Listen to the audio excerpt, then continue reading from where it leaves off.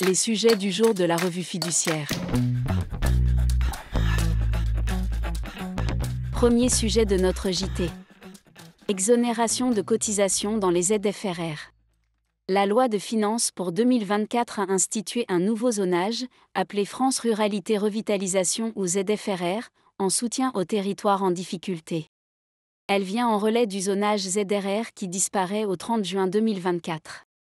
Sur le plan social, les employeurs en ZFRR peuvent bénéficier, sous condition, d'une exonération de cotisations patronales d'assurance maladie, d'assurance vieillesse et d'allocation familiale. Cette exonération dure 12 mois pour les embauches qui n'ont pas pour effet de porter l'effectif total de l'entreprise à au moins 50 salariés. L'exonération est totale lorsque la rémunération horaire est inférieure ou égale à 1,5 SMIC. Elle devient dégressive au-delà de 1,5 SMIC et s'annule au niveau de 2,4 SMIC.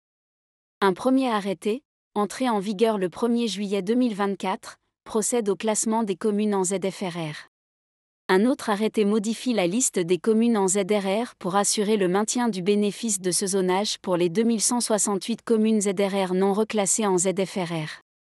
En effet, ces communes en ZRR non reclassées en ZFRR doivent continuer à bénéficier des exonérations fiscales et sociales dont elles bénéficiaient jusque-là.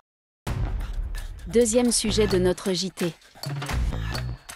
Délai de reprise en matière de TVA. Lorsqu'un contribuable exerce une activité occulte, le délai de reprise de l'administration peut s'exercer jusqu'à la fin de la 10e année suivant celle au titre de laquelle l'imposition est due.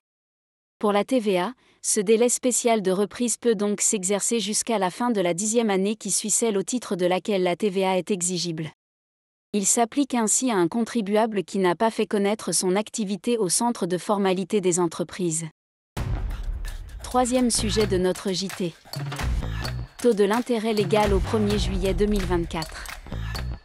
L'intérêt légal connaît deux taux calculés semestriellement, l'un pour les créances des particuliers, l'autre applicable à tous les autres cas. Les taux applicables jusqu'au 31 décembre 2024 viennent d'être publiés et ils marquent la fin d'une envolée amorcée au premier semestre 2023.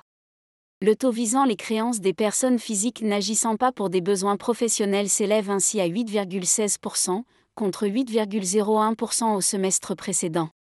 Le taux applicable dans les autres cas baisse, passant de 5,07% à 4,92%.